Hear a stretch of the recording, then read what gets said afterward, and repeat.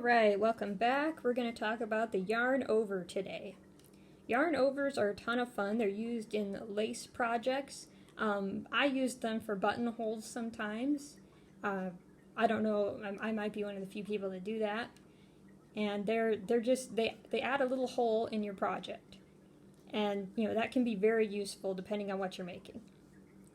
So here you go. You can't yarn over on the very first stitch, so you have to put at least one on the needle, and you just wrap the yarn around like this and keep knitting. You wrap the yarn over the working needle and knit away. And I'll show you what that looks like on the other side when you add another row on top of it.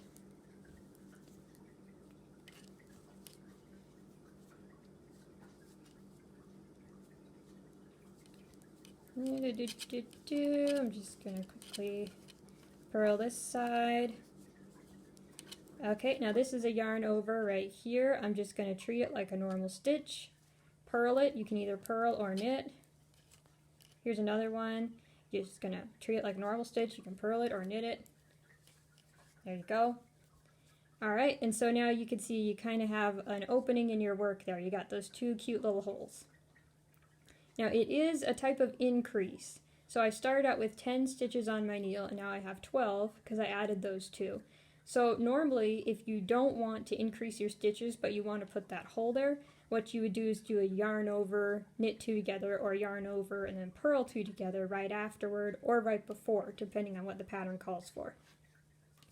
So I'm just going to show you that real quick.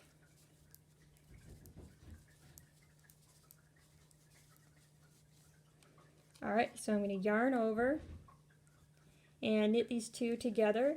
So now I still have 12 stitches on my needle. Haven't added or subtracted any.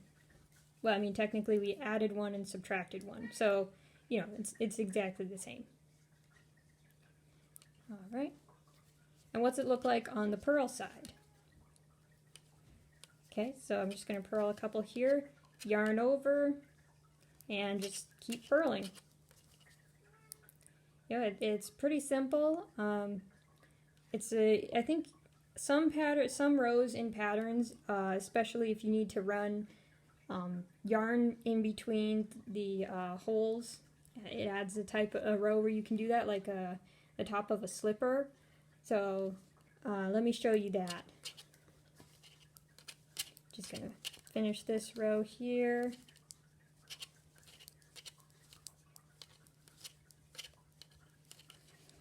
Okay, so let's do a row where we're gonna add a type of, not ribbing, a type of, I don't know what it's called, I'm sorry.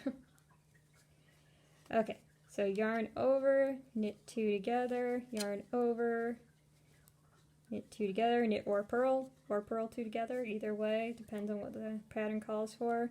So you just do that the whole time.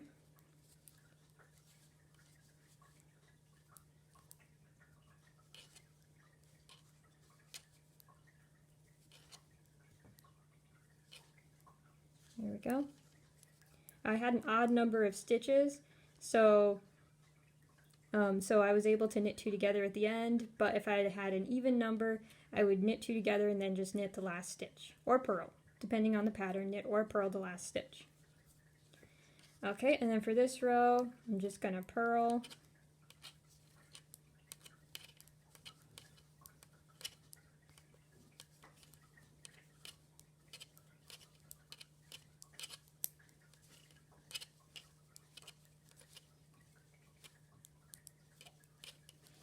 There we go.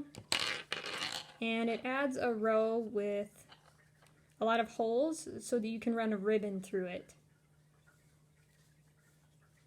I want to call it ribbing, but it's definitely not ribbing. I forgot what the term is. But anyway, it's a holy row so that you can add a ribbon through.